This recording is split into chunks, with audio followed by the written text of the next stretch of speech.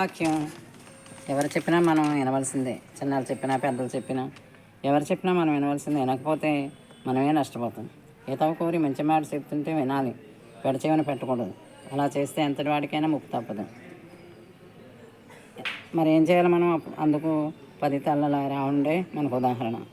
అందుకు ఏం చేశాడు అతను? ఏదో ఒక విధంగా మాయ చేసి సీతను తీసుకురావాలని మారీచుడితో చెప్తాడు. మాయనాటకం ఆడి లేడి వేషం వేసుకుని ఆకర్షించి సీతను తీసుకురామని చెప్తాడు. అలా నేను చేయను అంటాను. అలా చాలా తప్పు. రాముడి జోలికి వెళ్ళకు. అలాంటి మాయలయ్యి ఆయన దగ్గర పనికిరావు, నాశనం అయిపోతాం. వద్దు. నీకేం లోటు? ఎంతమంది భార్యలు ఉన్నారు, కాంచనలంక ఉంది, భటులు ఉన్నారు. రాముడి జోలికి వెళ్ళకు. వెళ్ళావా అన్నీ పోతాయి. రాముడికి అవచారం చేయకు. ఇంత హితో చెప్పాడు, కానీ వినలేదు. ఆ తర్వాత నువ్వు చెప్పేది అయిపోయిందా? నువ్వు చచ్చిపోవడానికి ఎలాగో సిద్ధమే అవుతున్నావా? నా చేతిలో చచ్చిపోతావా లేకపోతే రాముడి చేతిలో చచ్చిపోతావా చెప్పు అంటాడు. నీ చేతిలో చచ్చేదానికంటే రాముడి చేతిలో చస్తే మోక్షమైన వస్తుందని సరే వెళ్తానని ఒప్పుకుంటాడు. అన్నీ అయిపోయింది. సీతను తీసుకొస్తాడు, పెడతాడు, యుద్ధం అవుతుంది, చచ్చిపోతాడు. అప్పుడు ఎవరో మండోదరి వస్తుంది.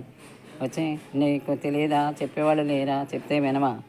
మాట్లాడకూడదు, మాట్లాడావు. రావణాసురుడు దీని పర్యవసానం ఏంటో నీకు తెలిసి వచ్చాకే చస్తావు, చచ్చావు. హెచ్చరించినా వినలేదు.